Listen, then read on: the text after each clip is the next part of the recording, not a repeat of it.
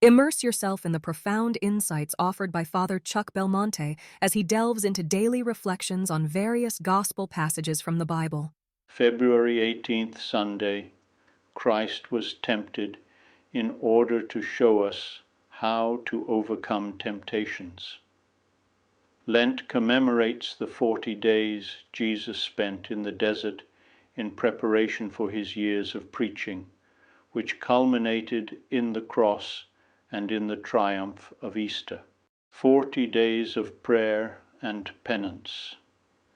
At the end, the temptations of Christ, which the liturgy recalls for us in today's Gospel.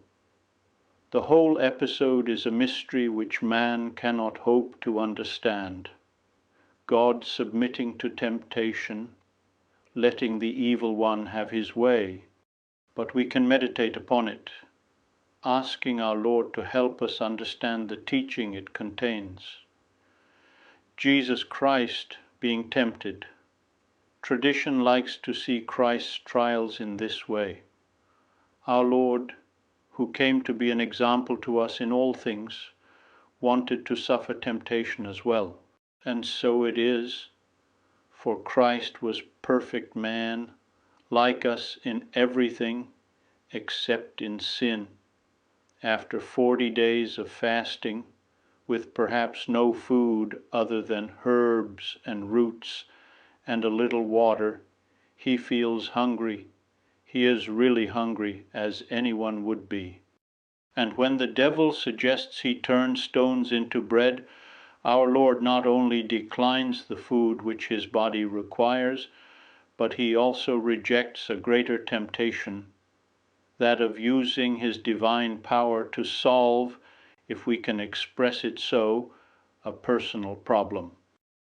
In the second temptation, when the devil suggests Jesus throw himself off the temple tower, Christ again rejects the suggestion to make use of his divine power. Christ isn't looking for vainglory, for show. He teaches us not to stage God as the backdrop for our own excellence. Jesus Christ wants to fulfill the will of his Father without anticipating God's plans, without advancing the time for miracles. He simply plods the hard path of men, the lovable way of the cross. Something very similar happens in the third temptation. He is offered kingdoms, power, and glory. The devil tries to extend to human ambitions that commitment which should be reserved wholly for God. He promises us an easy life if we fall down before him, before idols. Our Lord insists that the only true end of adoration is God, and he confirms his will to serve. Away with you, Satan. It is written, you shall worship the Lord your God and serve none but him. Our Lord really wanted to undergo the test in his human nature without using his divine omnipotence. In his struggle, he only used the means which we can also use, so that the example of his victory may be profitable to us.